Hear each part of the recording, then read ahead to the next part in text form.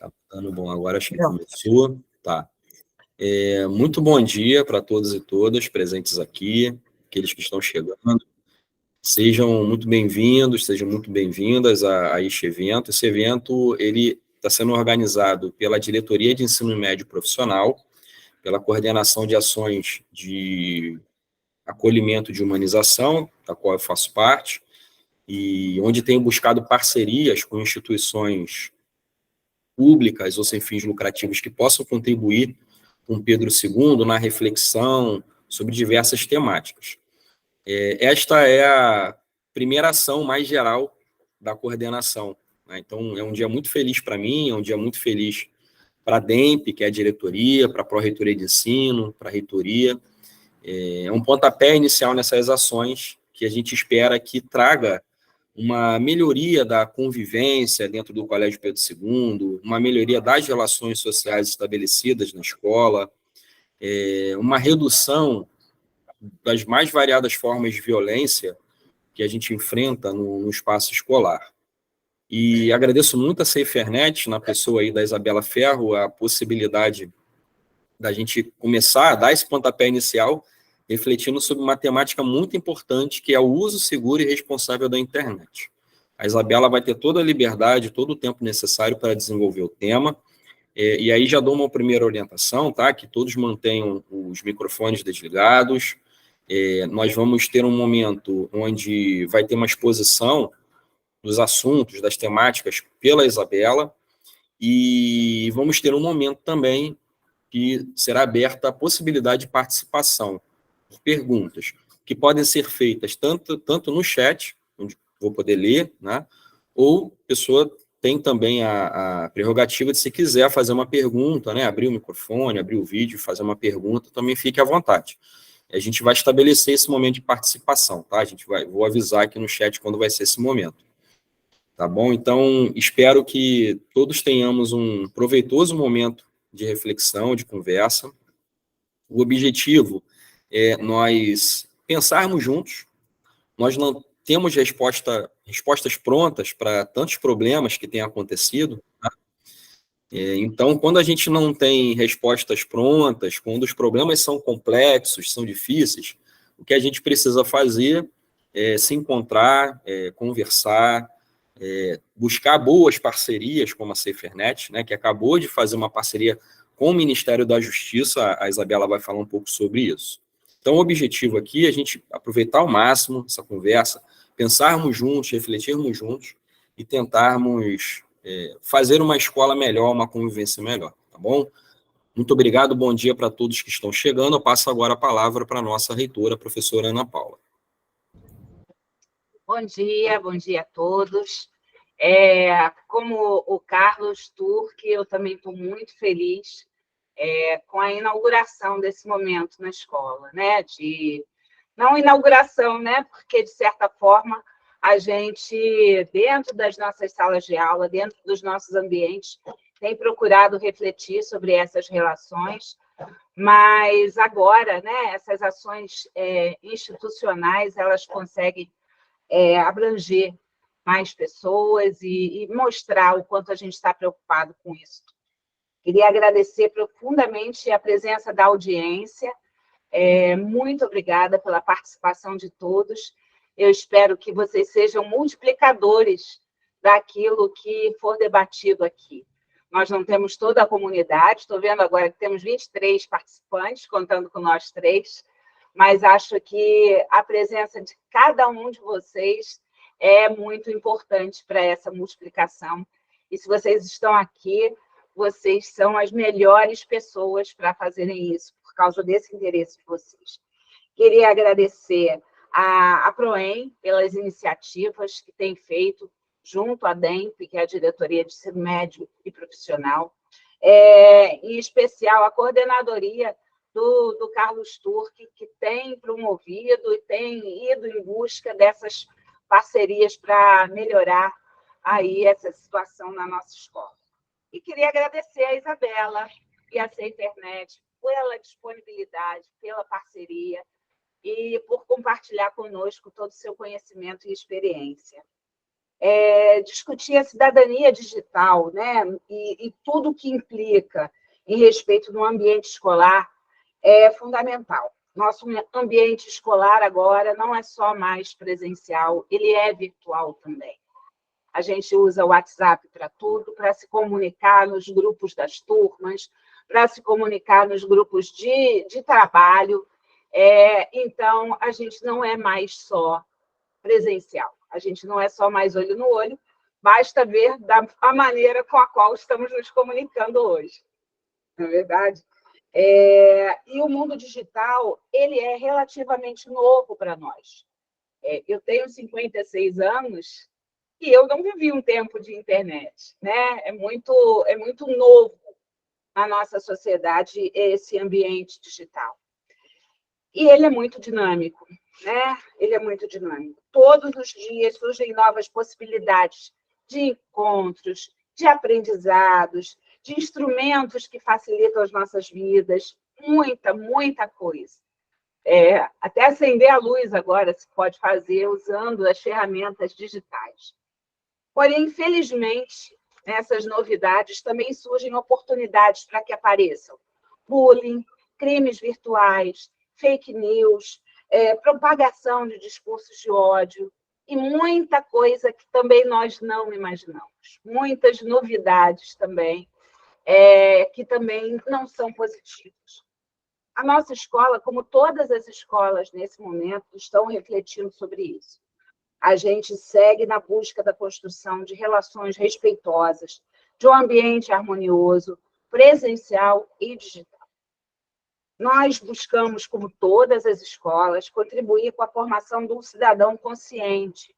Entenda que o respeito às leis, às regras, ao meio ambiente, às pessoas, que esse respeito é fundamental.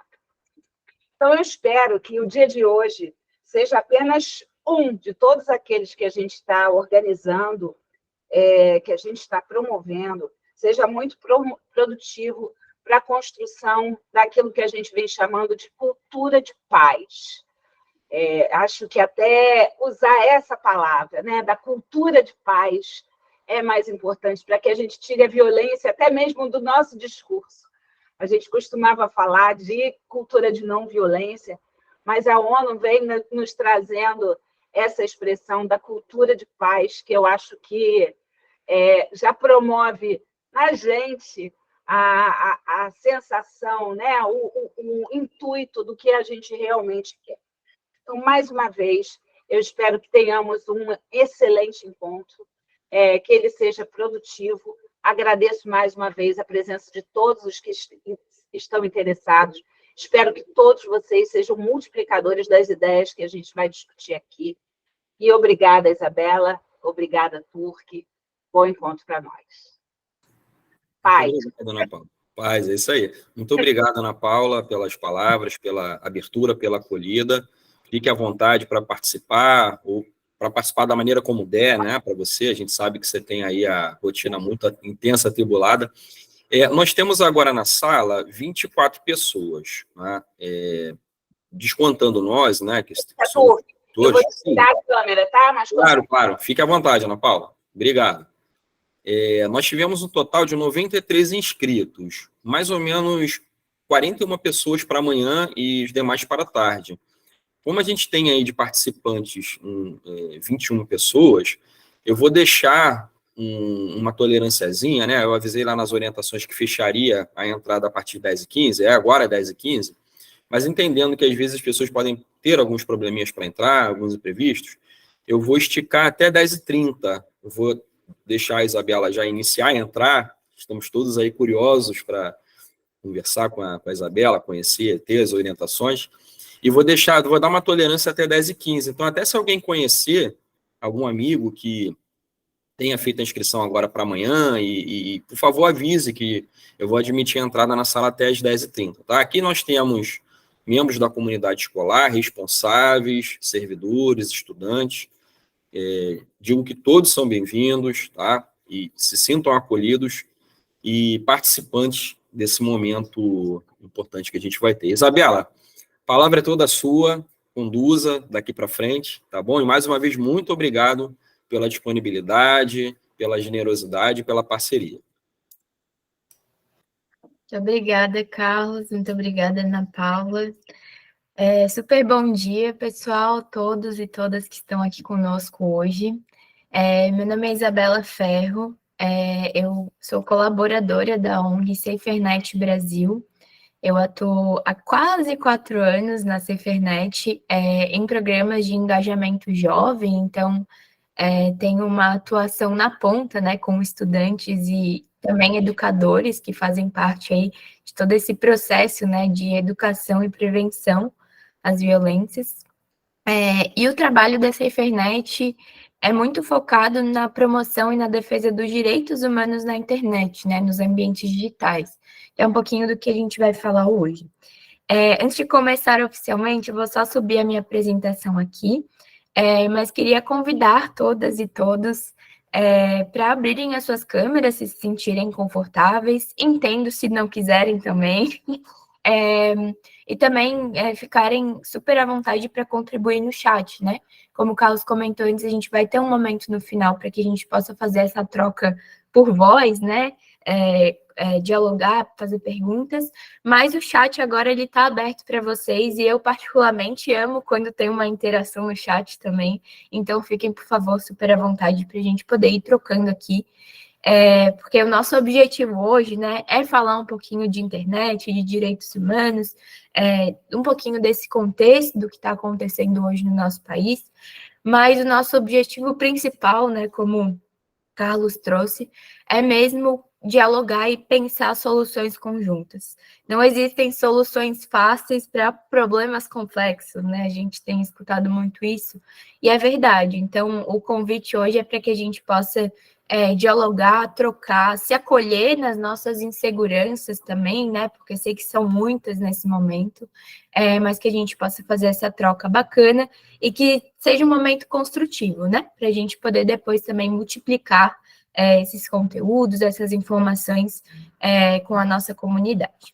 Então, vou começar aqui a apresentação, deixa eu só subir o meu slide aqui, eu acho que vocês já vão conseguir ver. Isabela, aproveitando o momento aí que você está fazendo a apresentação, queria só destacar e agradecer a presença da Carolina Medeiros, nossa pró-reitora de pós-graduação, pesquisa, ensino, extensão e cultura, né? Pesquisa, extensão e cultura da instituição, e pós-graduação. Obrigado, Carolina, grata surpresa a sua presença, seja bem-vinda, se quiser dar uma palavrinha também, fique à vontade, tá? Imagina, eu que agradeço a iniciativa de vocês da Proem e da Isabela e da SaferNet nesse tema tão importante, né? E ensino, extensão, pesquisa e cultura tem que estar junto na construção de uma cultura de paz, né? A gente não consegue desconstruir, né, uma cultura e um cultivo do ódio, né, tão intenso que a gente vem assistindo no mundo inteiro, né? Não é uma coisa brasileira, infelizmente está espalhado, mas a gente acredita que tem que se unir aí para a gente poder construir de fato essa ideia de cultura, né, de um hábito de paz, de um hábito de respeito às diferenças, à diversidade, enfim, a tudo que nos cerca, né? Então, só agradecer, estou aqui só de ouvinte e grata pela possibilidade que vocês estão oportunizando a todos nós. Espero que fique gravado também, espero que todo mundo possa servir aí de divulgador, né, desse momento, e que a gravação possa estar disponível para que mais e mais pessoas possam ouvir a SaferNet e a Proem. Obrigada. Obrigado, Carolina. Aproveite aí também junto com a gente a possibilidade da gente refletir e conversar. Pode seguir, Isabela. Show, muito obrigada. Prazer, Carolina, também. Então, vamos lá, pessoal. Aqui, rapidamente, né, apresentar para vocês um pouquinho do trabalho da SaferNet, que é a nossa capa, né, só para marcar o dia de hoje. Mas, então, a SaferNet, né, é uma ONG sem fins lucrativos, apartidária, que atua, então, na promoção, né, desse uso ético, seguro e responsável e crítico da internet com foco em direitos humanos.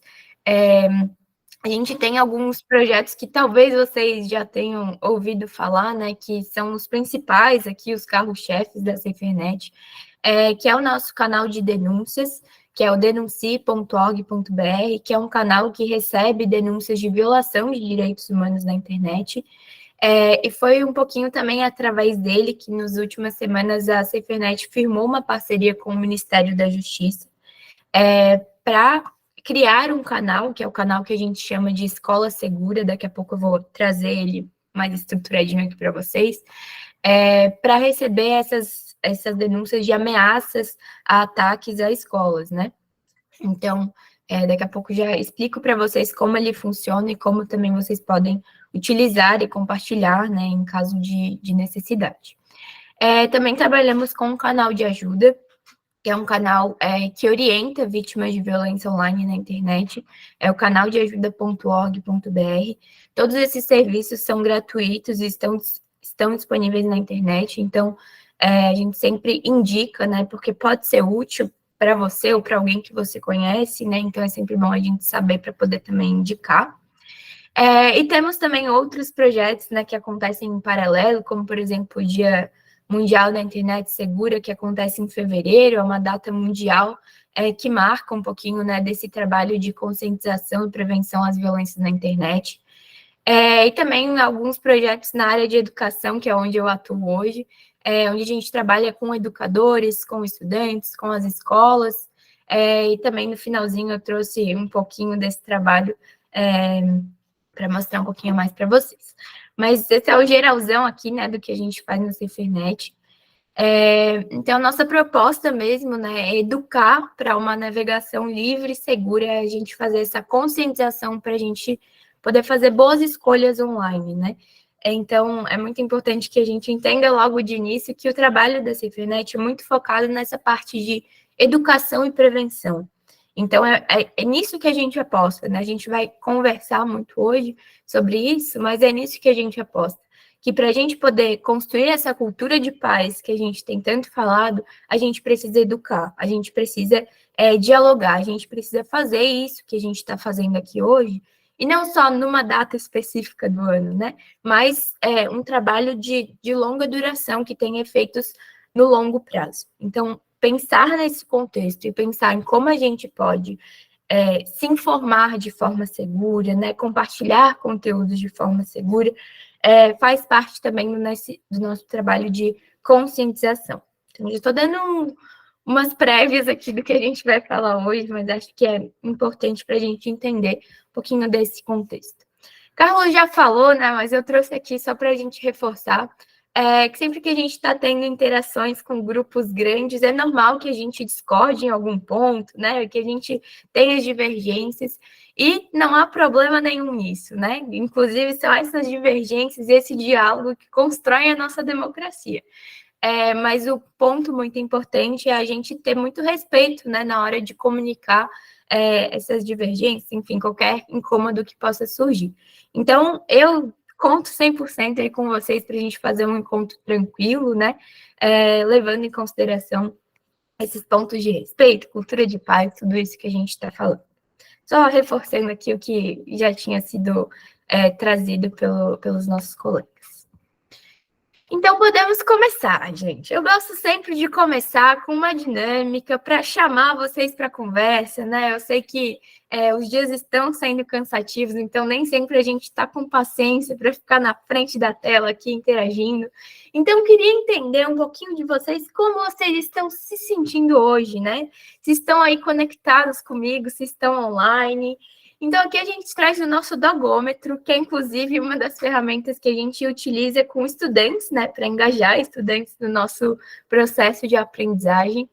E queria entender como é que vocês estão se sentindo hoje. Podem me mandar aqui no chat, por favor, qual é o humor de hoje, né? Se é se eu tô de boa, se eu tô tipo esse doguinho feliz, tranquilo. Se eu tô meio estressada hoje, eu tô me deixa, né? Tô 2. Tô com soninho, tô cansadinha. Ainda tô meio perdido, não sei onde que eu tô, é o 4. Tô super conectado, tô atento aqui com a Isa, número 5. Ou ainda tô meio enrolado ali, número 6. Tô vendo a galera mandando aqui. Tem gente meio enrolado, soninho, tem gente que tá tranquilo. Super show, gente. Isso, na verdade, é para saber aqui, para eu ter um termômetro de quem está me ouvindo de verdade, né? Para a gente poder saber. Mas muito massa, gente. Obrigada pelas interações de vocês. Eu estou vendo, né, que temos vários humores aqui, então vamos tentar conduzir essa conversa para que ela seja leve, mas que ela seja séria também, né? Porque a gente traz aqui informações super importantes. Então vamos lá, meu povo. A gente vai falar hoje um pouquinho sobre cidadania digital e sobre a internet, né? Nossa reitora muito bem falou, né, que hoje a gente usa a internet para muita coisa, né? A gente se comunica pela internet, a gente se conecta com amigos, com a família, a gente está no WhatsApp, a gente está no Instagram, enfim, estamos aí em várias redes. A internet é um espaço que nos possibilita muitas coisas boas, né? Muitas conexões.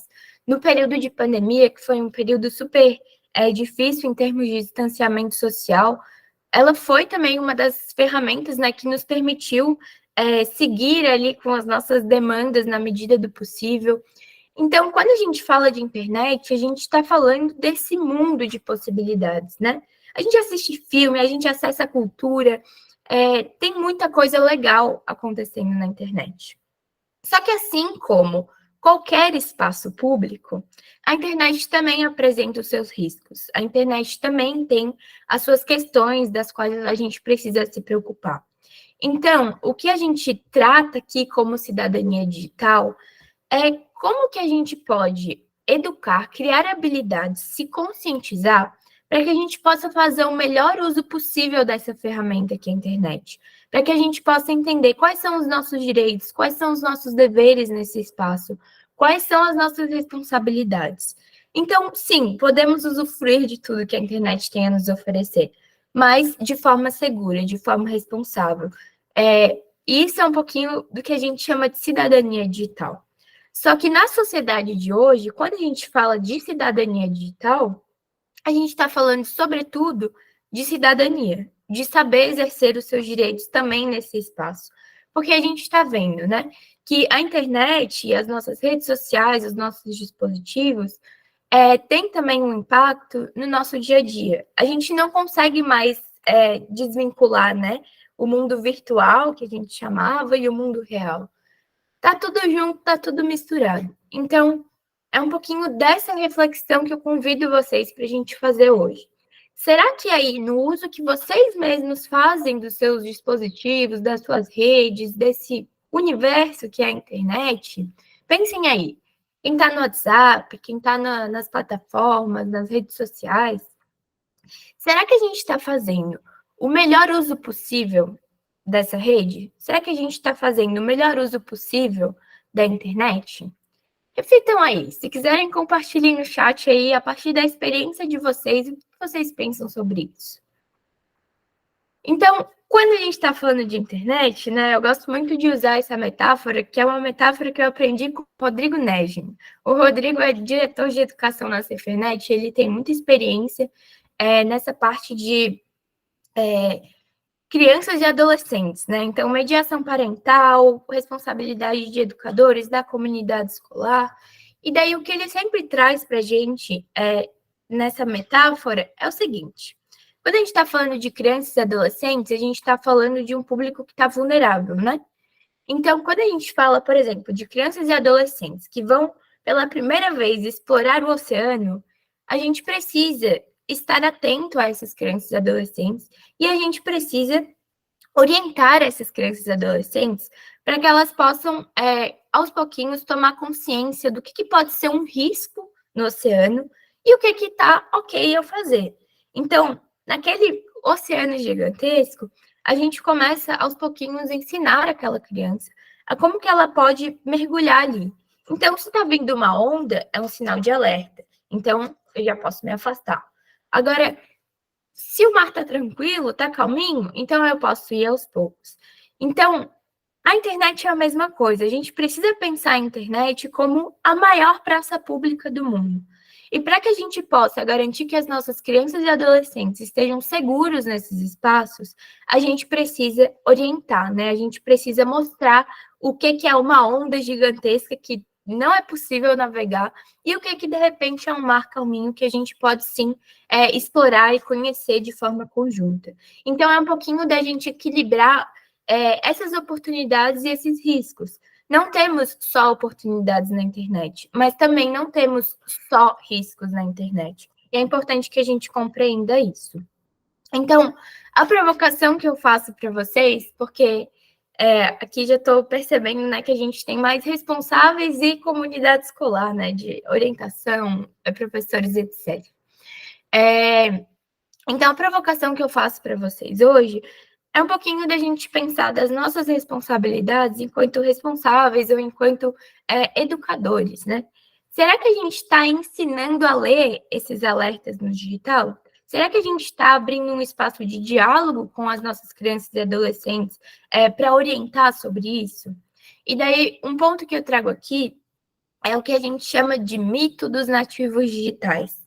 Muitas vezes a gente pensa que essa geração, né, de crianças e adolescentes que vem aí, por eles nascerem aí, né, nessa sociedade que já está conectada, a gente tem uma falsa ideia de que eles já sabem tudo sobre a internet, que eles já sabem tudo sobre os dispositivos, sobre as redes, como usar. Talvez o seu aluno, de fato, saiba tudo sobre as configurações do WhatsApp, mas será que esse aluno tem já esse senso crítico do que é legal compartilhar no WhatsApp e o que não é? Então, o que a gente tenta, né, trazer também para as famílias e para os educadores é o seguinte, existe um espaço para que a gente faça essas trocas. Talvez o seu filho ou o seu estudante saiba tudo sobre uma configuração do WhatsApp, mas você vai saber melhor orientá-lo a usar de forma consciente, de forma responsável. Então, existe esse espaço para troca. Ele ou ela pode te mostrar essa configuração que ele sabe usar e você pode mostrar para ele também um pouco dessas orientações, ensinar a ler esses alertas, né? Então, é um pouco desse convite que a gente faz. Muitos educadores têm um pouco de receio de levar esse tema para a sala de aula por achar, né, que o meu aluno vai saber mais que eu. Mas não é bem assim. Quando a gente se mostra vulnerável, quando a gente abre esse espaço para diálogo, fica muito mais fácil a gente pensar de forma conjunta, né? O que são esses riscos, o que são essas oportunidades, o que a gente pode fazer com tudo isso. E daí, aqui, né, resumidamente, então, a cidadania digital é isso, né? A gente fazer um uso crítico, um uso seguro, um uso responsável desses ambientes digitais. E retomando, né? Quando a gente fala de cidadania digital, hoje a gente está falando, sobretudo, de cidadania, de cidadania. Então, é muito importante que a gente compreenda isso. Então, entender aqui, né, que a internet é um espaço público onde a gente tem direitos e deveres, é um espaço público como qualquer outro, né? Então, quando a gente anda na rua, a gente tem direitos e deveres, a gente tem riscos e oportunidades, né? Quando a gente está na escola, a gente tem direitos e deveres. Então, quando a gente está navegando na internet, quando eu estou conectada nas plataformas, quando eu estou mandando mensagem, quando eu estou em jogos online, eu também estou em um espaço público onde eu também tenho direitos e deveres. Então, é muito importante que a gente parta desse pressuposto, porque muitas pessoas têm uma falsa ideia de que a internet é uma terra sem lei. Alguém já ouviu falar disso? Alguém já ouviu algum comentário em relação a isso? Ah, porque a internet é uma terra sem lei, que eu posso fazer o que eu quiser, não vou ter consequências, tá tudo certo. Não é bem assim, né? É muito importante que a gente compreenda que a internet é esse espaço público onde a gente tem direitos e deveres, onde a gente tem responsabilidades. E isso não sou apenas eu que estou dizendo, né? Mas a gente tem, inclusive, marcos legais hoje no país que regulamentam um pouquinho desse uso da internet e nos mostram quais são os nossos direitos e deveres nesse espaço. Então, aqui, eu trouxe um apanhado, né, do que a gente pode, enfim, usar aqui também em relação ao contexto que a gente está falando, em relação a essa parte da cultura de paz que a gente está batalhando aí para construir. Mas os marcos legais que a gente cita especificamente, né, sobre essa parte de direitos e deveres na internet, por exemplo, o Marco Civil da Internet no Brasil, que é um dispositivo de 2014, que regulamenta muito do que a gente entende e de como a gente usa a internet hoje no Brasil. A gente também tem a LGPD, que é a Lei Geral de Proteção de Dados, que também regulamenta um pouquinho para onde vão os nossos dados, né? Quem pode acessá-los, por exemplo, na internet. Então, a gente não vai entrar nesse ponto específico hoje, mas só para vocês terem um exemplo prático, sabe quando a gente baixa, por exemplo, um aplicativo novo, e daí aparece aquele termos de uso, sabe? Termos de uso que é aquele textão bem grande, com a letrinha bem pequenininha, umas palavras bem difíceis, que geralmente a gente nunca lê. E daí a gente só baixa e aperta lá, né? Li e estou ciente, ou estou de acordo, e geralmente a gente nunca leu.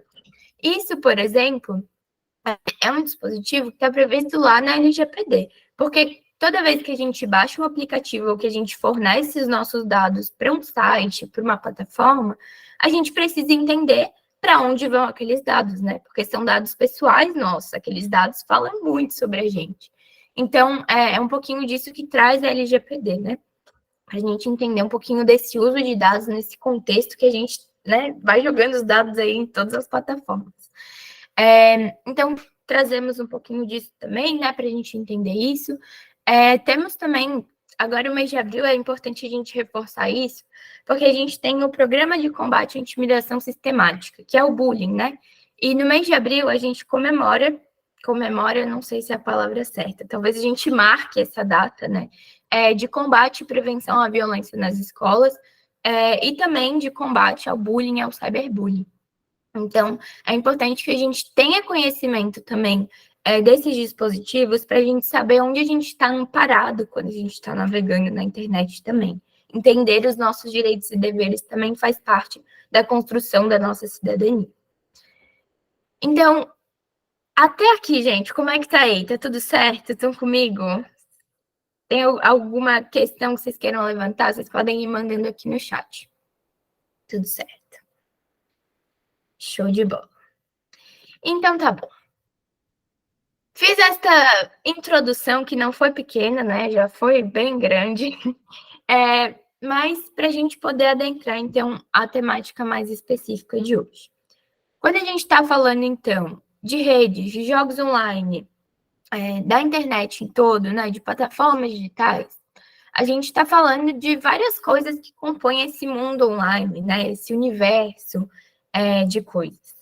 E quando a gente está falando desse mundo online, a gente precisa entender que quando a gente fala de riscos, quando a gente fala de violência, a gente está falando de uma coisa que não surgiu a partir da internet.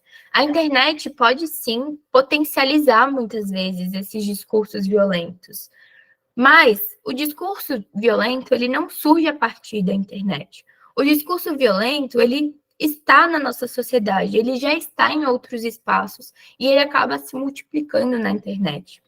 Então, principalmente nesse contexto que a gente está vendo de ameaças às escolas, um contexto super violento, muita gente questiona e indaga, né? Mas isso não é culpa da internet? Isso não é culpa das redes sociais? A gente precisa pensar as responsabilidades de forma conjunta, porque a gente é uma sociedade, né? Eu não posso vir aqui e dizer para vocês, olha, toda essa responsabilidade é dos professores hoje, porque não é. Ou toda essa responsabilidade é das famílias hoje, porque também não é. Se a gente vai pensar, né, em soluções para um problema tão complexo, a gente precisa pensar cada responsabilidade nesse contexto. Então, quando a gente fala de violências na internet ou de riscos, a gente está falando de uma continuação da nossa vida, né? O problema, ele não surge a partir da internet. Ele talvez se intensifique ali, sim, mas isso que a gente precisa discutir. Então, é um pouquinho dessa ideia. Não dá mais para entender a internet como um mundo à parte da nossa sociedade. Isso não é mais uma realidade. Vamos tentar entender como cada coisa se complementa e interage para que a gente possa lidar com essas questões da melhor forma possível. Então, falando um pouquinho agora sobre questões de violência na internet, né? A gente traz aqui um dado da pesquisa TIC Kids de 2019. Eu peço perdão porque a TIC já lançou uma nova pesquisa com dados atualizados, mas eu esqueci de atualizar. Mas já deixo aqui para vocês uma indicação. Essa pesquisa é feita pelo CETIC, e eles lançam a cada 2 anos, se não me engano, a TIC Kids Online, que nos traz dados sobre o uso da internet por crianças e adolescentes no Brasil. Então, a gente consegue entender ali qual está sendo esse uso, quais são os jogos, quais são os riscos, o que essas crianças e adolescentes estão vendo na internet, coisas que são importantes para a gente ligar o nosso radar, né?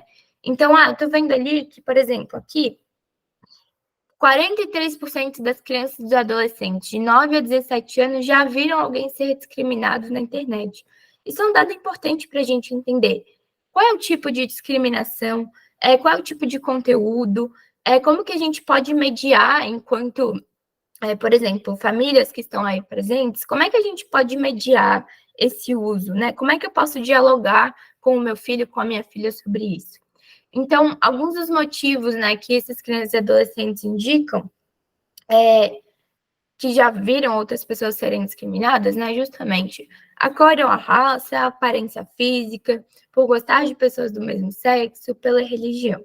E daí, quando a gente olha para esses dados, é impossível a gente desconectar eles da nossa realidade enquanto sociedade no presencial, né?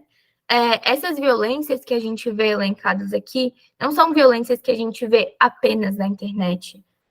São violências que a gente vê acontecendo em outros espaços da nossa sociedade há muito tempo. Então, é importante que a gente compreenda isso quando a gente vai falar de violências online. E daí, um ponto que é super importante da gente reforçar aqui é que brincadeira é muito diferente de violência. Quando a gente está por exemplo, né, a gente está num cenário de escola, a gente tem um grupo de adolescentes brincando, se divertindo, há um consenso entre eles de que aquela brincadeira tá legal, né, tá respeitosa. Isso é uma brincadeira, ok, as pessoas estão confortáveis ali. Agora, quando a gente fala de violência, a gente não pode naturalizar esses discursos, a gente não pode achar que é normal ou que é uma brincadeira de criança. Não dá para a gente pensar dessa forma, porque a gente começa a naturalizar comportamentos que podem ser muito, muito prejudiciais e comportamentos que podem ser muito, como a gente pode pensar assim, né? Enfim, comportamentos violentos. A gente não pode naturalizar isso. Então, é importante que a gente sempre fique atento a diferenciar o que é uma brincadeira e o que é uma violência. E aqui a gente fala tanto de crianças e adolescentes, mas é super importante que a gente olhe para o nosso dia a dia também, para os nossos discursos também, para a forma como a gente se comunica nas redes também. Então, a gente não pode naturalizar esse tipo de comportamento. A gente precisa estar atento aos sinais e a gente precisa agir, né, nesses casos. Então, um pouquinho do que eu trago aqui para vocês hoje é sobre cyberbullying e sobre discurso de ódio. O cyberbullying é o que é uma forma de intimidação sistemática, né? A gente comentou um pouquinho ainda há pouco. O que quer dizer que ele não é uma violência pontual, né? É uma coisa que vai acontecendo de forma repetida. E daí, quando a gente está falando de bullying, essa violência que acontece entre pares, então entre crianças e adolescentes, de forma repetida, no ambiente presencial. Então, por exemplo, na escola, né? Seria um exemplo. Agora, quando a gente está falando de cyberbullying, a gente está falando desse mesmo tipo de violência, então, que acontece entre pares de forma repetida, mas que acontece por meio das redes sociais e aplicativos de troca de mensagem. Então, um exemplo muito prático, assim, que até talvez alguns de vocês se relacionem, por exemplo, um grupo de escola, um grupo de estudantes, e às vezes tem ali um estudante que está sendo alvo, né, de mensagens ofensivas, de mensagens humilhantes, né? Isso pode ser um exemplo aí para a gente tratar do cyberbullying. Então, são essas publicações, esses comentários que eles são feitos na intenção de humilhar, de ofender, de intimidar aquela pessoa, né? E de forma repetida. Então, são várias coisinhas. Por isso a gente fala, né? Não dá para normalizar a violência. Às vezes é um comentário, ou às vezes é algo que a gente pensa, isso aqui não é nada. Mas não dá para a gente normalizar esse tipo de comportamento. A gente precisa ficar atento a essas coisas. Então, aqui é um pouquinho do cyberbullying. Aqui eu trouxe, assim, como a gente está mais em famílias e escola aqui, né? Eu trouxe essa campanha porque eu acho que ela é muito didática para a gente explicar o que é a violência e o que a gente deve fazer quando a gente enfrenta ela, né? Então, essa campanha chama Acabar com o Bullying é da Minha Conta, e convida as pessoas para uma reflexão, né? Do que a gente pode fazer quando eu acho que eu estou sofrendo bullying, então, quando eu estou sendo vítima, o que eu posso fazer quando eu estou sendo o agressor dessa violência, e o que eu posso fazer quando eu estou sendo o espectador dessa violência, que é bem importante. Então, aqui são algumas orientações, por exemplo, para quem está sofrendo a violência, né? Então, não ficar em silêncio é um ponto que a gente bate muito, que é super importante, no sentido de, quando a gente cria um espaço seguro para aquela criança ou adolescente se sentir confortável para relatar esse tipo de caso, pode facilitar muito para a gente quebrar esse ciclo de violência, né? Então, não ficar em silêncio é o primeiro passo que a gente orienta para que esses estudantes busquem a sua rede de apoio, essas famílias, a escola, né? Para relatar esses tipos de casos de violência. Depois, não se culpar, buscar esse apoio, não revidar, registrar quando a gente está falando de violências online, seja qual tipo for, tá? Então, a gente está falando agora de cyberbullying, vamos trazer depois discurso de ódio, mas qualquer tipo de violência que a gente vê na internet, é muito importante que a gente registre. E quando acontece na internet, às vezes facilita o processo do registro, porque a gente pode, por exemplo, tirar um print, né? Então, é muito importante que a gente faça esse registro, sempre. E denúncias. Daqui a pouco eu vou mostrar para vocês também quais são esses canais que a gente indica para fazer, para reportar essas situações. Agora, quando eu acho que eu posso estar praticando esse bullying, né? Perceber os sinais é muito importante. Então, perceber se às vezes eu faço uma brincadeira que deixa o meu colega desconfortável, né? Perceber todos esses sinais que vão acendendo esse alerta. E aqui a gente está falando, né, diretamente para estudantes, mas também é muito importante que a escola e que as famílias prestem atenção nesses sinais em casa também, né, ali na convivência daquele estudante, é super importante. Depois reconhecer o erro, né, e buscar esse apoio. E agora, para quem está sendo espectador dessa violência, o que a gente pode fazer? Primeiro de tudo também é não ficar em silêncio, né? Então, quebrar esse silêncio, buscar também esse apoio e não ignorar aquela violência. Muitas vezes a gente está na internet, a gente vê situações violentas ou, enfim, conteúdos que não são muito bacanas e por aquilo não ser exatamente direcionado para a gente, muitas vezes a gente ignora. Não sei se já aconteceu com vocês, por exemplo, de estar não sei, no Instagram e ver, por exemplo, um conteúdo violento, um conteúdo que contém discurso de ódio, mas por não ser exatamente voltado para mim, aquele conteúdo, eu ignoro e sigo a vida. Então, eu queria também trazer para vocês que, nesse papel de espectador da violência, a gente também tem uma responsabilidade. Então, sempre que possível, registrar, denunciar, quebrar o silêncio, né, dessa violência, apoiar a quebra desse ciclo de violência, que é super, super importante. Então, aqui falamos um pouquinho do bullying, do cyberbullying. Trouxe esse panorama geral só para a gente entender o que é essa violência, né? Quais são os sinais para a gente prestar atenção e o que a gente pode fazer. Tudo bem até aqui, gente? Estão comigo aí? Tudo certo? Temos dúvidas? Carlos, me ajude. Aqui no chat temos alguma questão? Temos sim, Isabela, mas a gente vai deixar para a parte final, tá? Em relação a que você está apresentando agora, eu destaquei essa questão do comportamento dos espectadores. O comportamento dos espectadores tem um papel muito central também em muitos casos de bullying, né? Porque a gente costuma pensar sempre aquele que está praticando bullying e aquele que está sofrendo bullying. Mas o bullying tem muito também de um aspecto teatral, de você ter uma plateia, de você ter ali pessoas que ou apoiam ou vão se incomodar também. Então, o comportamento dos espectadores, das pessoas que presenciam o bullying, tem um papel também fundamental nesse ponto, né? Então, faz bastante sentido o que você está trazendo. Show, é super, super importante. Eu estou abrindo aqui o link, vou mandar no chat para vocês, mas é o link da campanha completa.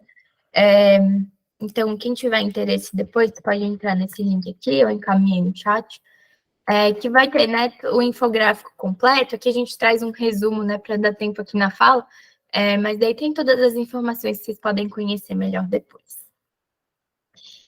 Então, vou passando aqui, né? Quando a gente está falando também dessas violências, a gente sempre costuma trazer, então, para esses estudantes, pontos que a gente considera chave no combate a essas violências, né? E a gente sempre fala muito de respeito e de empatia. A empatia, né, é um pouco daquela ideia da gente se colocar no lugar do outro, mas sempre tomando um cuidado para entender qual é a nossa posição também, né? Porque nem sempre a gente vai conseguir compreender 100% a dor daquela outra pessoa. Mas a empatia é um pouquinho desse exercício da gente se colocar naquele lugar, de apoiar, de acolher. E isso é muito importante, principalmente quando a gente fala desse contexto em específico que a gente está vivendo hoje. É muito importante a gente falar de respeito, é muito importante a gente falar de empatia, é muito importante a gente falar de acolhimento, né? São muitas inseguranças, são muitos medos, então a gente está disposto a acolher, a dialogar sobre essas questões é super importante. Então, quando a gente está falando de cyberbullying também, né, a mesma coisa. Ter empatia pode ser um ponto-chave, né, para virar aquela chavinha e entender que aquele comportamento talvez não tenha sido bacana, que tem espaço para eu dialogar com os meus colegas, com a minha rede de apoio e mudar esse comportamento, né? Então, respeito e empatia são chaves para a gente trabalhar toda essa questão e trabalhar também esse combate às violências. E daí eu trago aqui um pouquinho para vocês as questões de discurso de ódio, né? Discurso de ódio talvez seja o que a gente está mais falando e vendo ser falado nesse momento, né? Então, o que de fato é o discurso de ódio? São essas manifestações que incitam, né, ódio, enfim, atacam grupos de determinados segmentos sociais. Então, quando a gente está falando de discurso de ódio, a gente está falando de uma violência que é baseada, né, que tem como mote ali questões de raça, de etnia, de gênero, de orientação sexual, de orientação religiosa, né, de origem nacional. Então, quando a gente está falando, por exemplo, de racismo, de misoginia, de LGBTfobia, de intolerância religiosa, de xenofobia, isso a gente pode caracterizar como discurso de ódio. Então, é importante que a gente compreenda também, né, o que é isso que a gente tanto fala e como que a gente pode combater. E daí aqui, a gente tem também uma campanha que traz um infográfico, né, para explicar para a gente o que é esse tipo de violência. E eu trouxe aqui, mas quero passar brevemente, só para a gente compreender, né? Muitas vezes a gente escuta discurso de ódio, mas a gente não sabe exatamente do que se trata. Então, é importante a gente estar na mesma página, assim, em relação a isso. Então, quando a gente recebe, por exemplo, uma mensagem, uma publicação, um comentário que usa como ofensa, né, para a gente, ou, enfim, para alguma outra pessoa ali que está online, usa como motivo de ofensa, né, um grupo ao qual a gente pertence, como, por exemplo, nosso gênero, nossa orientação sexual, a nossa raça, a etnia, a religião, é importante a gente ficar atento. Se essa mensagem tá desumanizando, né? Ou pode também ofender outras pessoas do mesmo grupo que eu pertenço, a gente precisa ficar mais atento ainda, porque é muito importante que a gente saiba diferenciar o discurso de ódio de uma ofensa pessoal, por exemplo. Uma ofensa pessoal é algo voltado a você. Agora, o discurso de ódio é uma coisa que está ferindo você e o grupo ao qual você pertence. Isso é importante da gente distinguir, porque a ofensa pessoal só pode ser denunciada por quem sofreu a ofensa. Agora, o discurso de ódio pode ser denunciado por qualquer pessoa. Por isso que é tão importante a gente entender essa chavinha. Porque quando a gente está na internet, a gente também pode denunciar esses conteúdos. A gente também pode denunciar esse discurso violento. E é importante que a gente também pense sobre essa responsabilidade que a gente tem nesse mundo online, né, que a gente tanto fala. Então, aqui é um pouquinho disso. E daí, outras coisas que podem também nos ajudar a identificar se aquele comentário, aquela fala é o discurso de ódio ou não. Se, de repente, aquela fala está tentando restringir as liberdades e os direitos desse grupo ao qual eu pertenço, né? Lembrando dos grupos que a gente falou, raça, etnia, gênero, orientação sexual, religiosa, origem nacional. Se esse discurso está incitando a violência e a discriminação, se está propagando, talvez, a ideia de superioridade, né, de uma raça, e se esse discurso está tentando fazer parecer que esse tipo de manifestação é aceitável, né, ou que há outras pessoas que passam pelo mesmo.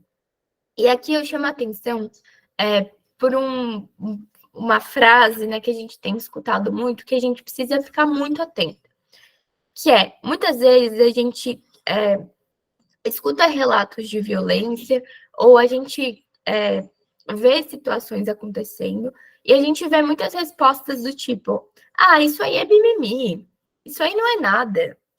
E aí que a gente começa a naturalizar a violência. Lembra quando a gente falou lá no início, né, que brincadeira é muito diferente de violência? Tá aí também. Quando a gente não dá bola para isso, né, a gente fala que isso aí é mimimi ou que isso não importa, a gente também está naturalizando comportamentos e falas violentas. E isso é muito perigoso. Então, é importante que a gente entenda o que é o discurso de ódio, quais são as características dele e o que a gente pode fazer para combatê-lo. E daí, então, né, o que eu faço agora que eu estou de frente ali com o conteúdo violento, com esse discurso que está propagando uma violência? Primeiro, denunciar, né? Eu vou apresentar já para vocês os canais de denúncia, mas é importante que vocês saibam, dentro das próprias plataformas, existem ferramentas de denúncia, e a gente também tem outros canais que a gente pode acionar, como, por exemplo, o denuncie.org, que foi aquele que eu falei no início, mas também temos o Disque 100, por exemplo, né, e outros que eu vou apresentar aqui para vocês. Lembrando sempre, né, que manifestações de racismo, de homofobia e de incitação ao genocídio e à violência são crimes, então devem ser denunciados. E muita gente pergunta, né, Isa, mas essa denúncia nunca funciona.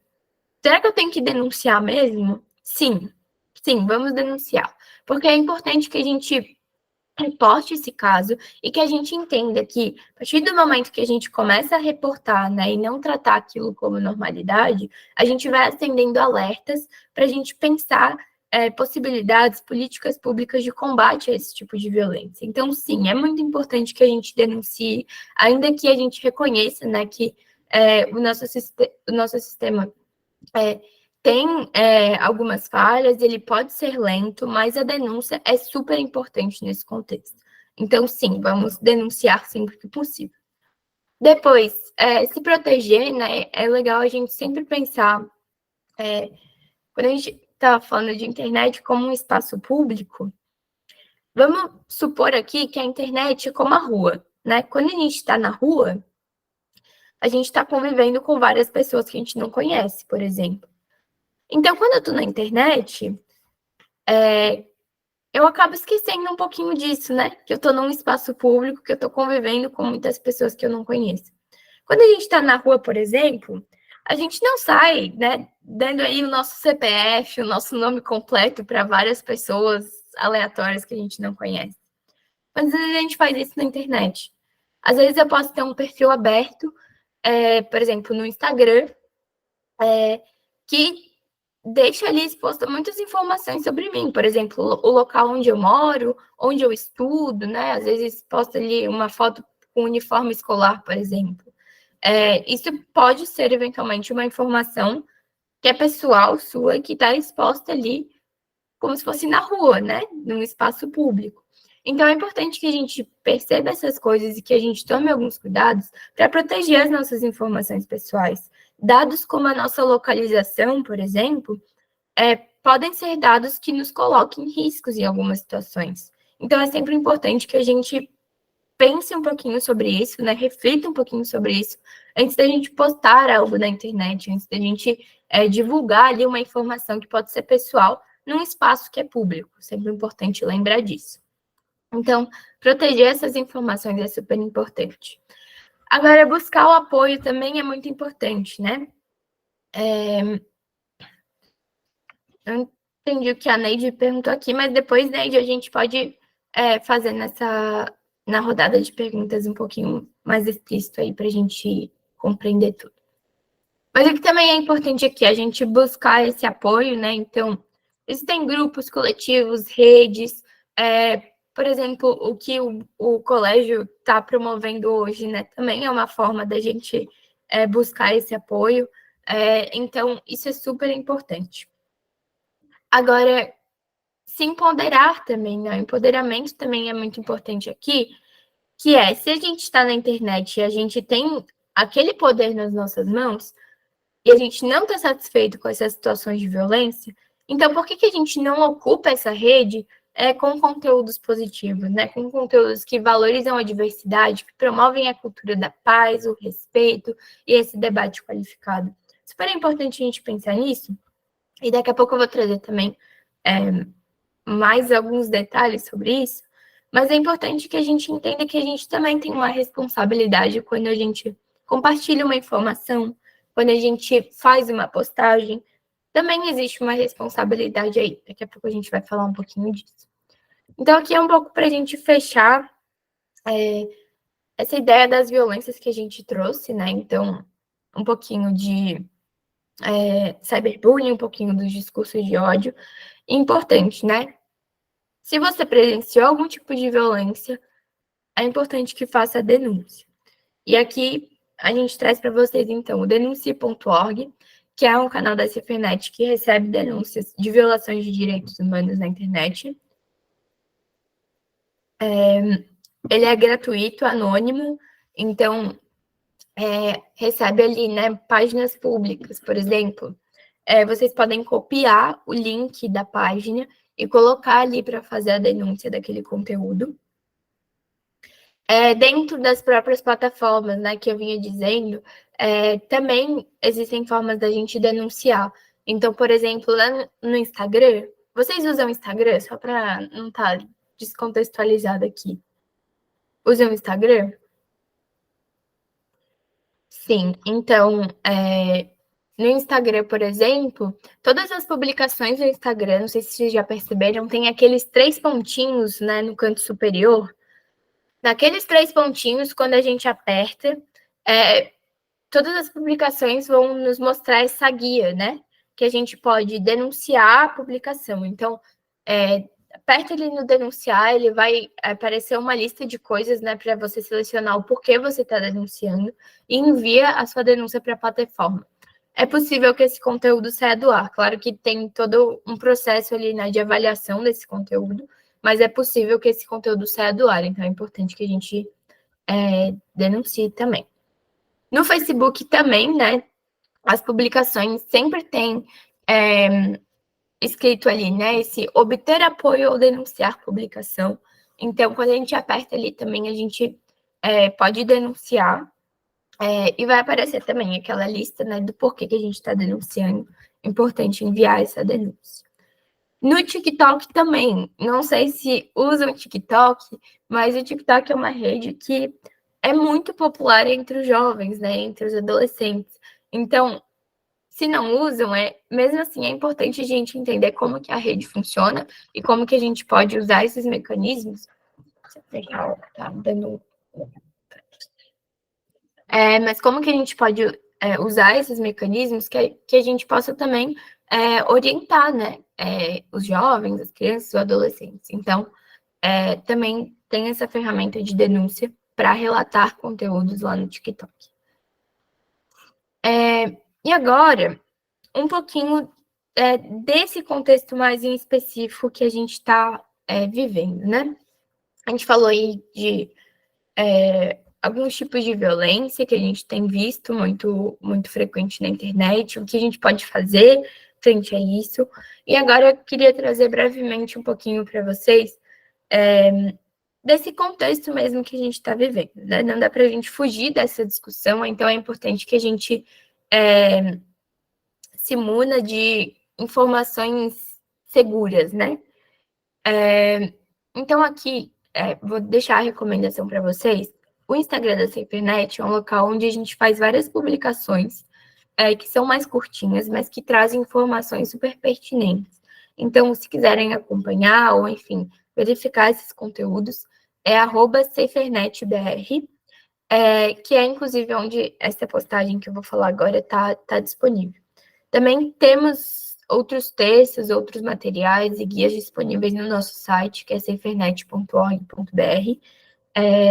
Depois vai aparecer ali tudo escrito para vocês, mas também é um outro canal que vocês podem buscar um pouquinho dessas informações.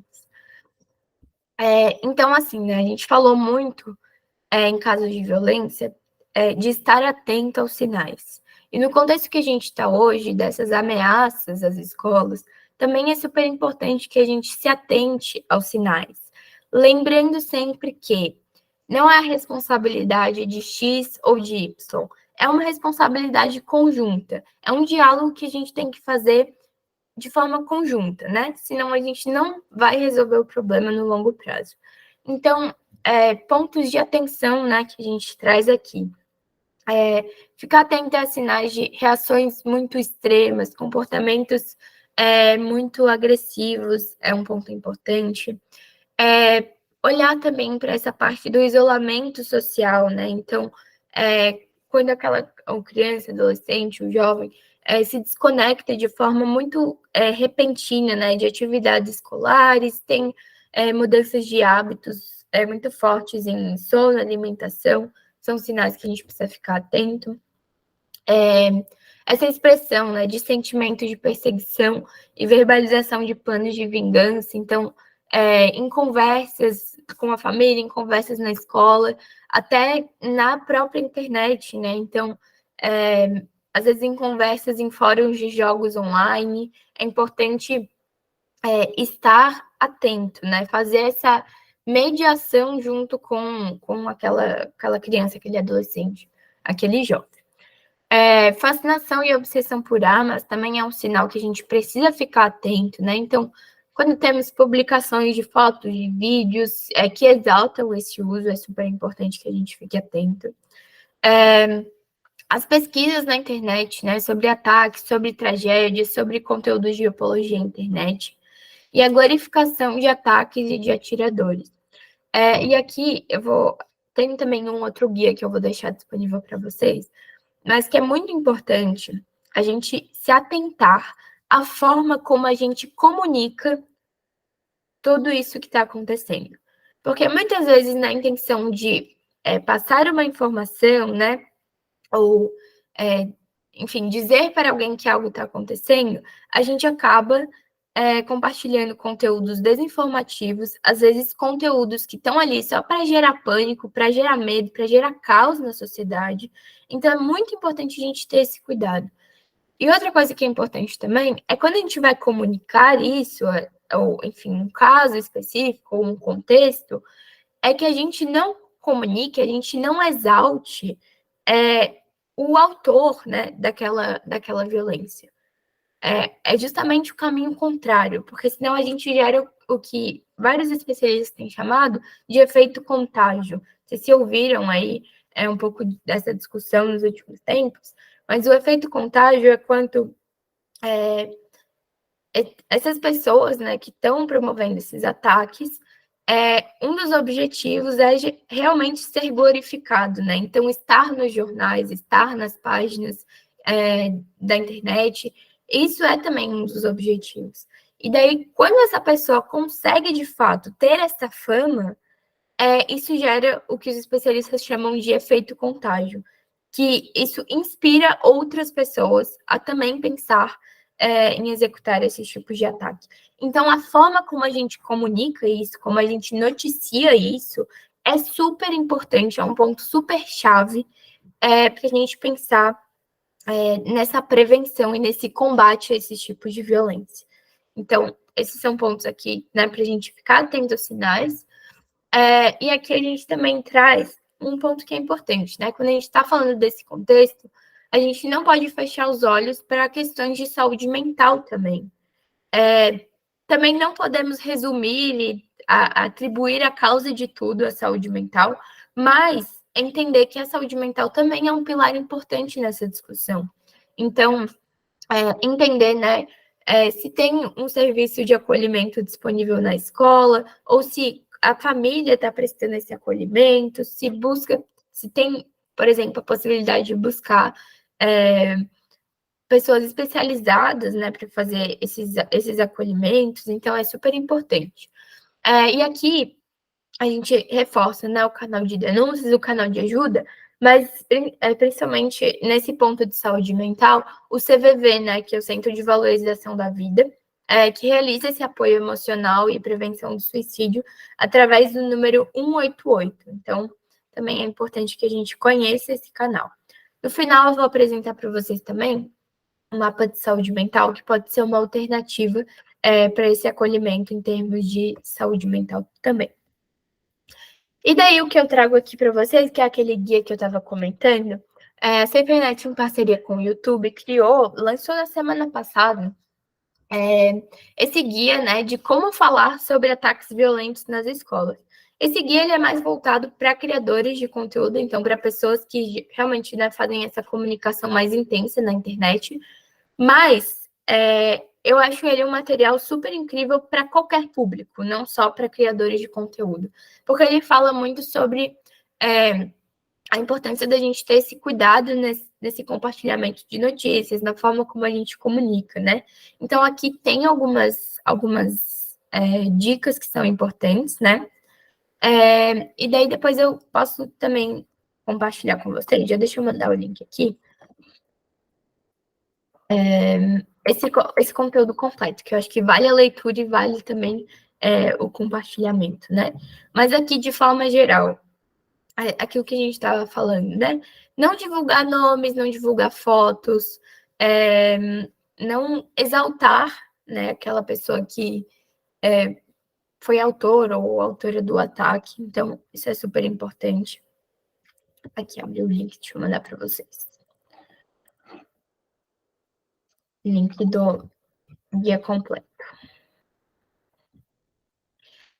Então, aqui algumas dicas, né, de importância aqui para a gente comunicar sobre isso.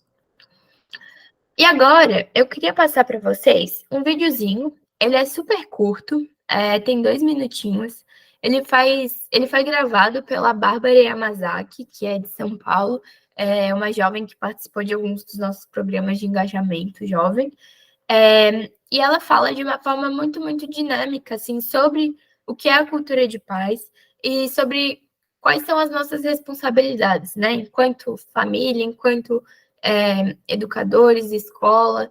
Então, queria aproveitar um pouquinho dos nossos minutinhos para apresentar aqui para vocês o vídeo da Bárbara. Deixa eu ver se eu consigo botar por aqui. Vou aumentar a tela, que acho que fica melhor.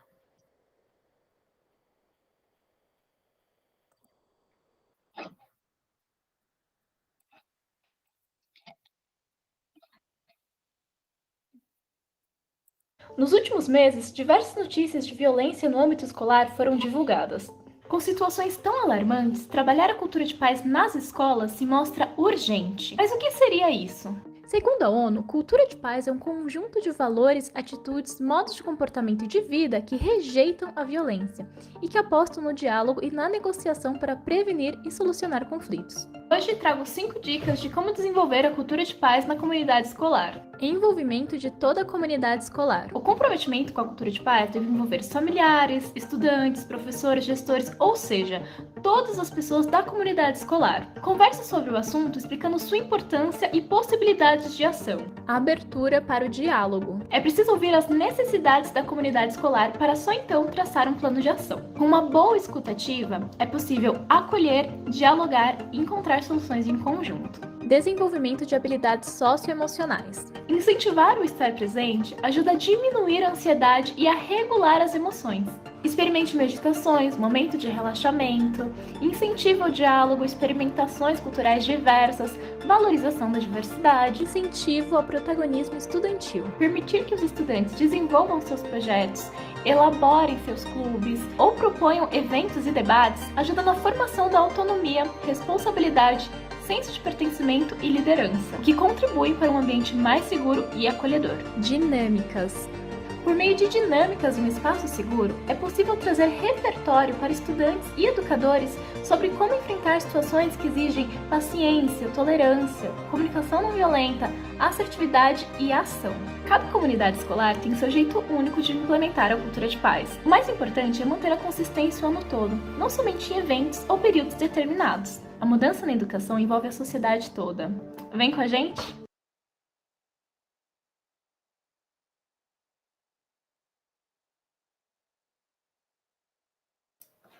Deu para ouvir direitinho a Bárbara? Conseguiram? Deu sim, Isabela. Show. Então, eu trouxe esse vídeo mais porque eu gosto bastante desses conteúdos, mas acho que ela explica de forma muito acessível, assim, o que é essa cultura de paz, e traz para a gente também algumas estratégias, né, de como a gente pode pensar isso nas escolas, o papel das famílias, dos estudantes e tudo mais. Acho que ele é bem bacana, assim, para a nossa discussão. Então, por isso trouxe ele, para que vocês possam conhecer também esse conteúdo. Nos últimos meses, diversas notícias de violência no âmbito escolar foram divulgadas, com situações... Vamos passando aqui.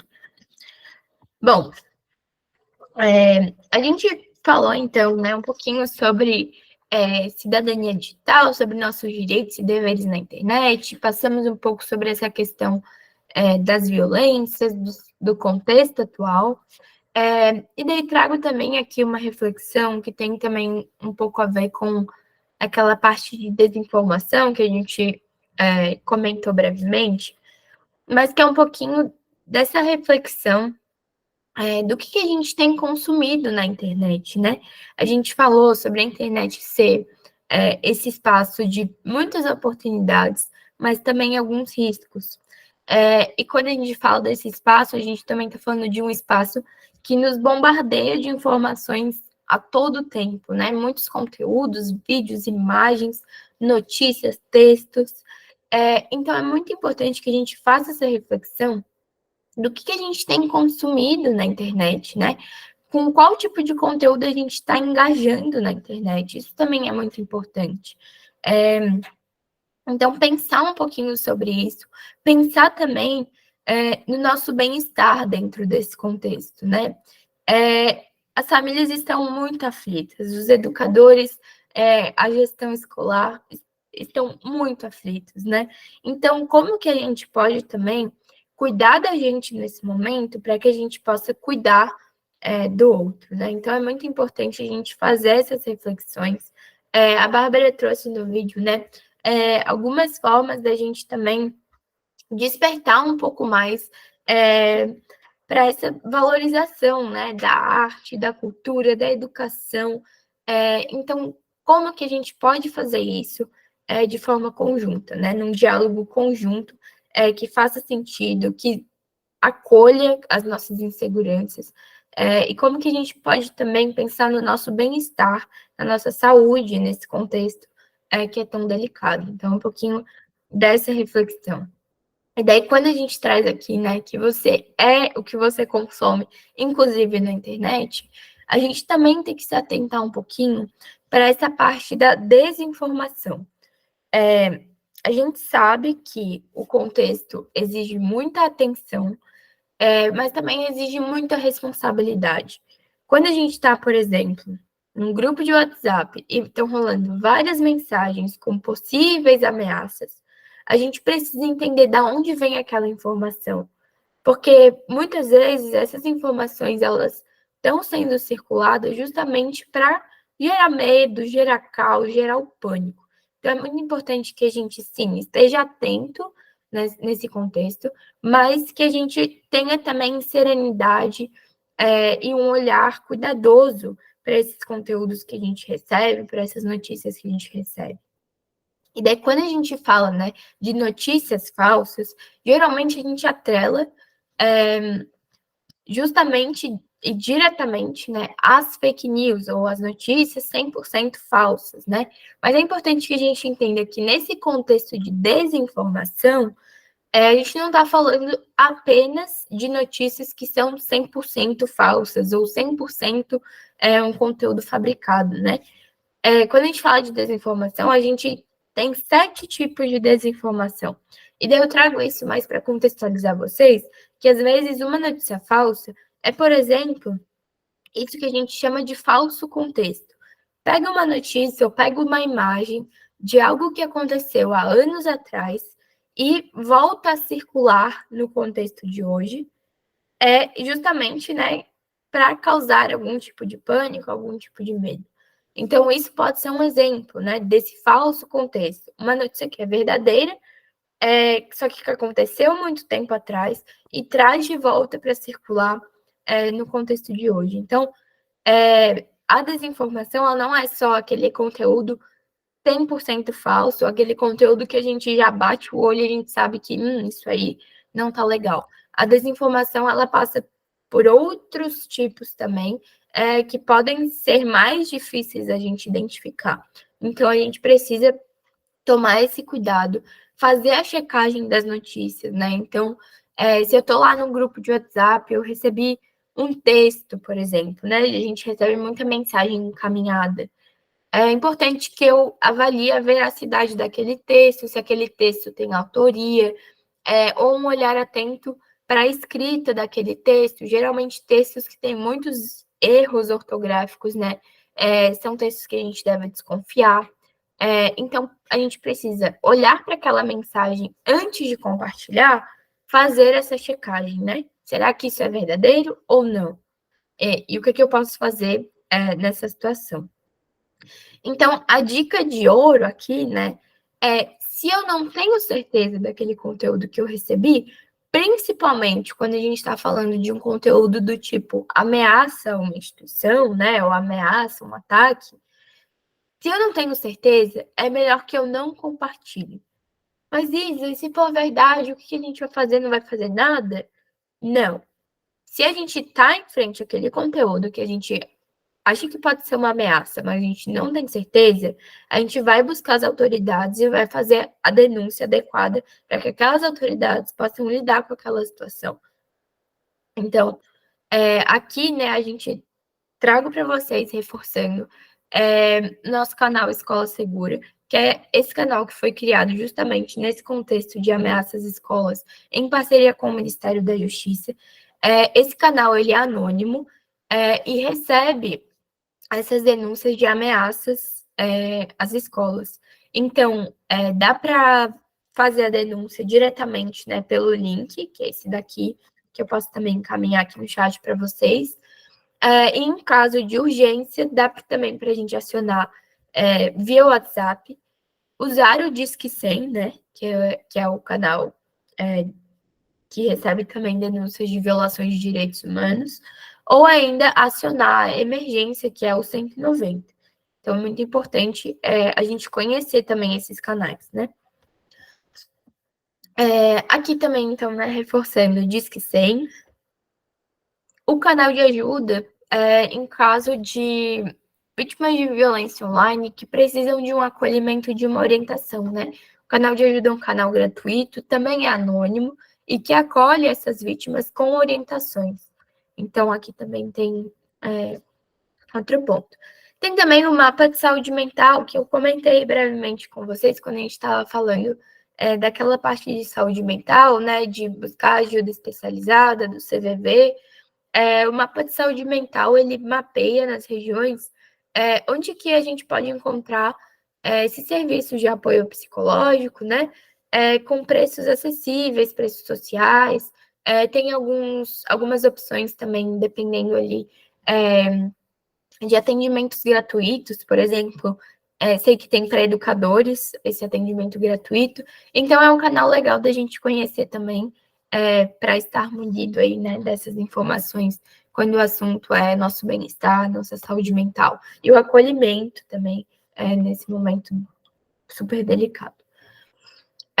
O CVV também, né, que a gente já comentou, mas para reforçar, o CVV é 188 também, que a gente pode ligar, ou pode também acessar o site, né, onde vocês vão encontrar mais informações de como buscar esse atendimento. Também é um canal gratuito e anônimo. E daí, a minha última fala aqui, para a gente entrar na nossa parte de perguntas e comentários, é que é muito disso que a gente falou, né? A gente se propõe a diálogos, a gente se propõe a ações efetivas, mas a gente não tem soluções fáceis e nem soluções rápidas. Então, o que eu tenho para dizer para vocês, né, é uma frase da Sabrina Fernandes, que vem de um livro dela, que ela fala, né? Eu não posso te oferecer uma solução, mas eu posso construir uma solução junto com você. Então, eu acho que esse momento pede muito sobre isso, né? Não existe uma solução milagrosa, mas existem espaços onde a gente pode conversar, onde a gente pode construir essa solução em conjunto. E é muito disso que a gente tem feito na Safernet, né, nos últimos anos, apostando muito nessa educação, em levar esse conteúdo de um pouquinho que a gente falou aqui hoje, né? Levar esse conteúdo para as escolas, levar esse conteúdo para os educadores, para os adolescentes, para quem precisa estar munido dessas informações, né? Para as famílias também. E aqui, para a gente fechar, né? Eu trouxe um projeto nosso que está acontecendo agora, que é a nossa disciplina de cidadania digital.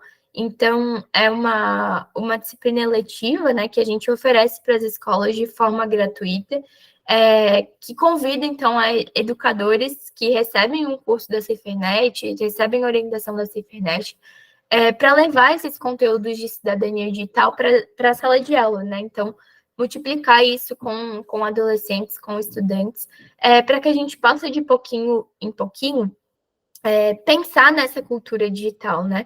Que a gente está vendo nos dias atuais que cultura digital e cidadania digital tem tudo a ver com cultura de paz e tem tudo a ver com a possibilidade da gente pensar sociedades mais resilientes, mais saudáveis, mais humanas, mais respeitosas, né? Para a gente viver. Então, aqui tem um pouquinho do nosso projeto, tem o link também, caso vocês queiram conhecer um pouquinho melhor desse projeto de educação. E era um pouquinho disso hoje, eu já falei bastante, né? Mas eu queria agora abrir esse espaço, a gente ainda tem aí 30 minutinhos, né? Para a gente poder trocar, ouvir um pouquinho de vocês, o que vocês acharam, quais são os questionamentos, né? Enfim, agora está aberto aí. Tá certo, Isabela. Muito obrigado pela sua exposição. Exatamente isso que você falou no final. Nós estamos buscando juntos, pensando juntos, soluções, respostas, porque, como você também falou, né, não existe respostas e soluções simples para questões complexas. Então, muito obrigado por fazer essa partilha conosco e vamos aí para esse momento final do nosso encontro com as perguntas. Eu registrei algumas aqui que foram colocadas no chat. Se alguém quiser fazer mais uma pergunta via chat, ou se quiser abrir a palavra, escreve o nomezinho aqui, tá? Eu tenho aqui a Fernanda Aparecida Rodrigues de Melo. Ela diz que a filha vai ingressar no 6º ano do centro e ela gostaria de saber como o colégio vai agir em casos de bullying, dentro e fora da internet. A Neide Miranda, ela pediu, se possível, fosse importante descrever o que significa, de fato, racismo, homofobia, incitação ao genocídio e violência. Eu até compartilhei no chat algumas legislações sobre os assuntos, tá? Mas a Isabela fique à vontade se quiser falar mais sobre essas questões.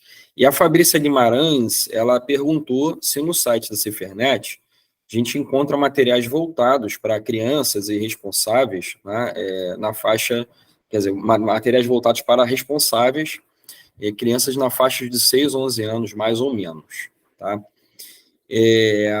Vamos começar pelo mais simples, Isabela. Essa pergunta da Fabrícia, vocês têm no site materiais voltados para crianças e responsáveis, materiais voltados para a faixa etária de 6 a 11 anos, mais ou menos?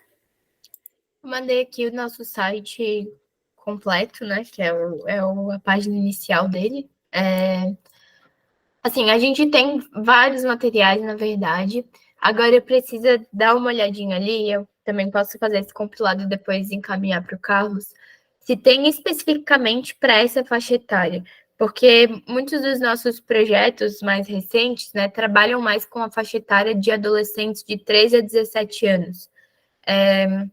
Então, a gente tem muitos materiais que eu tenho conhecimento para essa faixa etária. Temos também algumas orientações, né, disponíveis no site para famílias e responsáveis. Agora, eu só preciso checar se a gente tem conteúdos ou onde a gente pode encontrar esse conteúdo especificamente para essa faixa etária. Mas o que eu recomendo nesse caso, né, é que dê uma navegada no site, porque muitas vezes não tem um conteúdo super específico para uma faixa etária, mas tem orientações que podem ser aproveitadas independente da faixa etária, né? Então, tem um pouco disso. Mas eu posso depois fazer esse compilado e encaminhar para o Carlos também para fazer esse compartilhamento com a rede para essa faixa etária mais específica. Tá certo, Isabela, obrigado. Em relação à pergunta da Fernanda, até se a nossa reitora Ana Paula, não sei se no momento ela está disponível, né, ela está na sala, mas ela avisou que estaria em reuniões, em entendimentos, se tiver a oportunidade também de falar sobre, Fernanda, nós temos sim buscado construir projetos voltados para o enfrentamento do bullying e do cyberbullying, né? O cyberbullying é mais complexo, porque como ele acontece nas redes, muitas vezes a gente precisa ter uma articulação maior para tratar do tema, né? No caso do bullying, os casos de bullying que acontecem na escola, a gente trata no âmbito da educação, que é a nossa razão, né? a nossa meta, a nossa razão de ser da escola. É uma imposição legal, tá? É uma imposição colocada pela Lei 13.185, que as escolas, as agremiações, os clubes, criem programas de combate à intimidação sistemática, que é o bullying, é uma palavra estrangeira, né, que aportuguesando, né, seria a intimidação sistemática. Então, nós temos feito, sim, alguns movimentos. O Colégio Pedro II tem um setor de orientação educacional que trata dessas questões de forma mais preventiva, de forma também combativa, né, quando exige mesmo uma intervenção.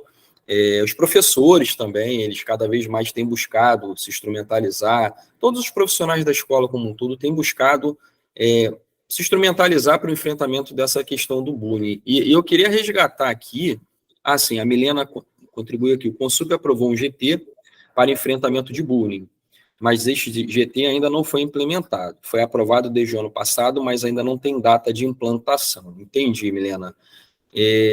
Não sei se a reitoria gostaria de falar alguma coisa a respeito, né, se puder, porque o Consup ele é presidido pela reitora, mas eu posso, se ela não puder falar agora, encaminhar essa questão, tá, Milena? Saber em que pé que está, se isso está na pauta para mais emergencial para uma aprovação. Obrigado pela sua contribuição. Então, Fernanda, a gente tem feito sim movimentos nesse sentido. E a contribuição de toda a comunidade escolar é muito importante, né? A contribuição dos responsáveis que tomarem ciência de alguma questão, levar para a gente, né, no cotidiano escolar, a participação dos estudantes. Aí eu queria resgatar o que a Isabela pontuou, num dado momento da apresentação dela, os 3 lados do bullying, né? Você tem um lado daquele que pratica o bullying, que muitas vezes também é uma criança, uma adolescente ou um jovem que está passando por problemas, e muitas vezes praticar o bullying é uma forma até dele se autoafirmar, buscar um pedido de ajuda. Tem a parte daquele que sofre o bullying, que é aquela pessoa que não tem as condições para se defender ou para sair dessa situação, né? E tem a parte fundamental, que são os espectadores. Isso é fundamental no bullying, né? O bullying acontece muitas vezes porque ele tem uma audiência que estimula o praticante do bullying. E não é raro a gente ver, infelizmente, muitas notícias e gravações assim, de brigas, de intimidações, em que as pessoas estão ao redor filmando, incentivando, com gritos, com palavras de ordem. Isso é muito triste. Isso é muito triste. Então, o papel do espectador, eu sei que aqui tem estudantes, ele é muito fundamental para isso. Então, fica sempre essa reflexão, né? Como nós nos portamos diante de uma situação de bullying, diante de uma prática de bullying? Nós somos que tipo de espectadores? Aqueles que tentam intervir no sentido de diminuir aquela violência, né? Seja com o que está perpetrando a violência ou com aquele que está sofrendo, ou a gente faz aquele papel, né, de botar mais lenha na fogueira, né, botar mais gasolina no fogo. Isso faz muita diferença. Então, foi muito bom você ter abordado essa questão. A Cifernet está ligada nessa questão, né? E aí, Isabela, se você quiser falar sobre a questão da Neide, né, como que a gente pode caracterizar o racismo, a homofobia, incentivo à violência, genocídio, tá bom? E Fernanda, não sei se contemplei a sua dúvida, mas certamente você terá oportunidade como responsável, e que bom, parabéns à sua filha por entrar no Colégio Pedro II, você vai ter oportunidade de trazer essas suas preocupações na rotina escolar, tá? A Elisângela parabeniza a internet, na figura da Isabela, fala da importância, né, da educação digital, é isso mesmo. Tem uma pergunta da Elisângela aqui, né? Depois ela inseriu uma pergunta. Mas se você puder, Isabela, falar sobre a anterior, a da Neide, sobre racismo, homofobia, discurso de violência, genocídio. Sim. Vi aqui, tem vários comentários, né? Depois a gente pode também trazer um pouquinho desses comentários, que acho que é bacana. Mas assim, Neide, se você está nos ouvindo aí, que agora eu não estou vendo mais, importante reforçar que eu não sou da área do direito, tá? A minha formação é em relações internacionais e eu estou agora terminando o curso de administração pública. Então, assim, né, para tipificar o crime, enfim, te dizer em super detalhes como que isso é tratado na justiça brasileira, eu não sou a pessoa para isso, tá? Mas, enfim, Carlos contribuiu ali com alguns links que eu acho que a leitura pode também apoiar. Mas numa linguagem assim mais simples, é importante que a gente entenda quais são os limites da nossa liberdade de expressão, né? Porque muitas vezes a gente se depara com esses tipos de conteúdos e falas na internet e eles são justificados pela liberdade de expressão. Bom, a nossa liberdade de expressão é um direito garantido na nossa Constituição, mas não é um direito absoluto, né? A partir do momento que a gente se expressa de uma forma que a gente fere os direitos de outra pessoa, é aí que a nossa liberdade de expressão acaba. Então, é importante que a gente esteja na mesma página em relação a isso. Agora, especificamente sobre essas violências que você citou, o racismo é quando tem o direito de uma pessoa ferido com base na sua raça ou etnia. Então, o que a gente tem aqui no Brasil, muito forte, é a questão do racismo em relação a pessoas pretas, né? Então, isso vem de uma estrutura social, de uma estrutura histórica, né, que vem lá também do nosso período de escravidão, e que a gente precisa trabalhar enquanto sociedade, porque isso, de forma alguma, está esgotado, né, na nossa história. Então, o racismo é isso, é quando a gente viola os direitos de uma outra pessoa por conta da sua raça, da sua cor. Isso seria o racismo. A homofobia é quando a gente viola, desrespeita também os direitos daquela outra pessoa por conta da sua orientação sexual. E eu digo aqui, a gente tem uma comunidade no Brasil, né, de LGBTQIA+, que são pessoas que se identificam, né, têm a sua orientação sexual como lésbicas, gays, bissexuais, travestis, pessoas transexuais, e a gente vê essa violência se retratando em dados, né? O Brasil é um dos países que mais mata as pessoas trans e travestis do mundo. Então, quando a gente fala que é mimimi ou que é uma brincadeira, às vezes aquela piada homofóbica, a gente naturaliza tendo aquela fala violenta, que ela pode depois se transformar nessas ações práticas que são super violentas e que colocam a vida de muitas pessoas em risco, né? Então, a homofobia é quando a gente está tratando dessas ações, comentários, enfim, que violam direitos de pessoas com base na sua orientação sexual. E quando a gente está falando da incitação ao ódio e ao genocídio, a gente também precisa resgatar um pouquinho da nossa história, né? Quando a gente pensa, por exemplo, hoje, no Central de Denúncias da SafeNet recebe muitas denúncias em relação a conteúdos neonazistas, que também é um ponto que a gente precisa ficar atento e a gente precisa olhar com cuidado, né? E quando a gente fala de incitação ao ódio e ao genocídio, a gente também precisa resgatar um pouquinho dessa história no sentido de entender o que é isso, né? O que é esse genocídio que fala aí nessa lei. Então, é importante que a gente pense nisso e que a gente entenda quais são esses limites, né? Como eu falei, eu não sou especialista em direito, então eu não sei tipificar aqui os crimes e a legislação para vocês, mas, de forma geral, acho que talvez a pergunta da Neide seria nesse sentido, né? De entender do que se trata. É um pouquinho disso, não sei se respondi ou não. Até ver aqui o chat que tem algumas pessoas comentando. Obrigado, Isabela. Você respondeu, acho que bem, sim, bastante clareza.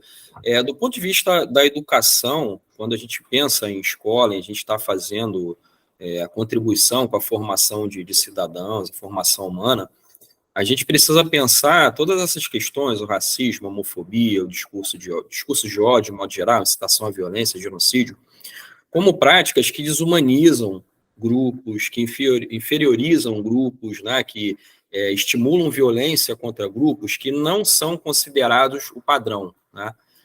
Isso é muito complicado. Do ponto de vista da educação, da escola, a gente precisa sempre caminhar para a gente contribuir para uma sociedade que seja boa para todos, uma sociedade que seja que confira, né, vida digna, vida plena para todas as pessoas, para todos os grupos, e não para determinados grupos privilegiados. A própria palavra privilégio vem de direito privado, né? Então a gente tem que trabalhar numa outra perspectiva, trabalhar no sentido da gente construir uma sociedade que seja boa para todos os grupos, para que todas as pessoas possam viver na máxima potencialidade, num ambiente, numa sociedade segura, numa sociedade respeitosa. É isso que a gente precisa buscar como escola, como sociedade de modo geral, né? Tem aqui o João Pedro levantou a mão, mas antes teve a pergunta da Elisângela, né? Existe no colégio a prática de palestras sobre bullying, sobre a cultura de paz, ou para todas as faixas etárias? Elisângela, você até antecipou um convite que eu ia fazer para todo mundo que está aqui. Como uma ação lá da coordenação da DEMP, da qual eu faço parte, no mês que vem, mês de maio, nós vamos promover um webinário como este aqui, com a Unesp, um grupo de pesquisa da Unesp, que faz um trabalho exatamente sobre bullying e cyberbullying. A ideia dessa parceria que eu tenho buscado para a escola, e com esse webinário, é a gente dar um pontapé inicial de ações mais concretas na escola, com esse grupo de pesquisa que tem um know-how muito grande para falar exatamente sobre bullying e cyberbullying. Então, você até já me deu a oportunidade de antecipar o convite. Isso vai ser divulgado, vai para a página da escola, também vai ficar aberta à participação de responsáveis, de estudantes, de servidores, como esse espaço aqui. Então, nós estamos caminhando, sim, para termos ações mais efetivas para pensarmos o bullying e cyberbullying. Tudo tá tudo muito conectado, né, Isabela? Esse tema que você está trabalhando hoje, o uso seguro e responsável da internet, você se referenciou aí ao CVV, que é o Centro de Valorização da Vida, que é uma parceria que a gente também está trazendo para a escola. Eles tiveram uma conversa na terça-feira com a equipe de servidores do campo Tijuca 2. Tijuca 2 teve a visita do CVV. Então, a gente está buscando trazer realmente parcerias muito boas, muito interessantes, para a gente poder pensar, refletir e construir um melhor ambiente de convivência, contribuir para a formação humana, para a valorização dos direitos humanos dentro da escola. Então, a gente está no começo de uma trajetória aí que eu espero que dê muito certo, tá? Você quer falar alguma coisa em relação a esses pontos, Isabela? Não, acho que estou super de acordo. Tá, o João Pedro se desculpou, falou que levantou a mão sem querer, né? Alguém aqui também levantou a mão, mas eu não estou vendo mais. Obrigado, Elisângela. E a gente precisa muito de vocês junto com a gente, né? A comunidade escolar ela tem que caminhar muito afinadinha, muito bem entrosada. Nós temos diferenças de pensamentos, nós podemos ter, e é saudável, nós podemos ter diferenças de métodos, de tudo, mas o importante é a gente construir junto essas metodologias da forma mais diversa possível, né? Porque é isso que funciona, né? Alguém tinha levantado a mão, mas acabou desistindo. Não sei se levantou sem querer também. Bom, se ninguém tem mais nenhuma questão, pelo menos eu não estou vendo aqui, Isabela, no chat, mas só alguns comentários, né? Você quer falar sobre esses comentários? Você até tinha sinalizado isso, né? Que viu alguns comentários interessantes. Não, acho que só, assim, de forma geral, não vou citar nenhum aqui, mas eu vi ali como é bacana, assim, esse despertar do interesse, né, de ver vocês, de fato, interagindo e olhando para isso que a gente falou dentro das rotinas de vocês, né? Acho que esse é o nosso desafio maior, trazer um conteúdo que faça sentido no dia a dia de vocês, né? Então, olhar para isso, olhar para as rotinas de vocês, olhar para a convivência na escola, em casa, né, com os filhos, eu acho que isso é super bacana. E me chama a atenção um comentário ali sobre o TikTok, né, que a gente passou brevemente ali na ferramenta de denúncia, mas falando que, não sabia que isso existia, então agora eu vou ficar atento para olhar também como isso funciona, para poder orientar ali meu filho, enfim, aquela criança, aquele adolescente. Então, acho que esse é o ponto-chave aqui desse diálogo e talvez de todos aí que vocês possam ter ao longo do ano, da gente pegar um pouco dessa informação e levar também para o nosso dia a dia, né, para a prática. Senão também não faz sentido, né, a gente conversar, assim, às vezes a gente assiste alguma palestra que entra para o ouvido e sai pelo outro, e não é esse o objetivo, né? O objetivo é que a gente possa refletir e levar isso para o nosso dia a dia mesmo. Sei que, assim, né, a gente falou sobre bastante coisa, e essas coisas trazem muitas preocupações, trazem também, talvez, aquela luzinha no fim do túnel, mas queria deixar também a SaferNet à disposição, né, a gente está disponível em safernet.org.br ou também no Instagram, @SaferNetBR, com vários conteúdos, enfim, coisas que podem ser úteis aí para o dia a dia de vocês, e deixar também esse canal aberto para que a gente possa sempre dialogar. Agradecer muito, muito o convite do Carlos, né, para essa participação. Estamos muito felizes e honrados de poder estar aqui com vocês hoje. Enfim, ficamos aí à disposição. Tá certo. Eu queria dizer para todo mundo aqui que essa parceria está apenas começando, né? Nós vamos continuar conversando, pensando outras ações, até mesmo ações mais contínuas para a escola, dentro da disponibilidade da SaferNet, é claro. Eu sei que vocês têm um monte de demandas, né? Mas eu vou tentando, eu vou conversando, eu vou pedindo, não custa nada, né? O máximo que a gente ouve é, pô, não dá, mas eu vou tentando sempre buscar ações para a escola, lá na DEMP, com a Pró-Reitoria de Ensino, para a gente trazer perspectivas mais humanizadoras para dentro da escola, da convivência, né? E hoje, dia 20 de abril, veio a calhar, né? A gente está fazendo esse encontro, a gente está tendo esse momento, justamente numa data que foi muito alardeada nas redes, né? Falando que teríamos massacres pelas escolas Brasil afora, muito terror divulgado na internet, nas redes, e famílias, educadores, estudantes preocupados. Então, a gente sabe que, mais do que nunca, a gente precisa conversar, falar sobre o problema, falar sobre as questões. Varrer para debaixo do tapete só esconde até que ele apareça de novo. Então, iniciativas como essas são fundamentais, né? A gente pensa junto sobre essas questões, aproveita as experiências que vocês têm. Então, eu queria agradecer muito a generosidade de vocês, Isabela, representando a SaferNet, poder vir conversar com a gente hoje.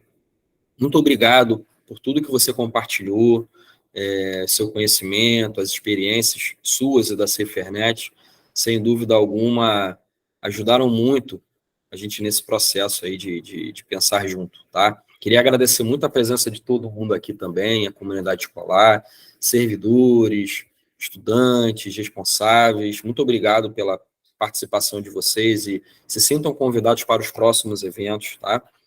Queria agradecer a presença aqui de antigos colegas da época de SOEP, né, que eu já me referenciei no começo, a Fabrícia, que entrou depois, né, os demais, a Verônica, a Camila, entre outros que puderam participar. Muito obrigado. Agradecer a participação da Carolina, nossa pró-reitora da própria GPEC, e também a nossa reitora, a professora Ana Paula, que provavelmente está em meia... ela apareceu aí agora no finalzinho. Tá bom? Ana Paula, pode deixar também aí uma palavrinha final, a gente já está encerrando o evento. Não, só quero agradecer mais uma vez a parceria da SaferNet. À tarde estaremos de volta, né?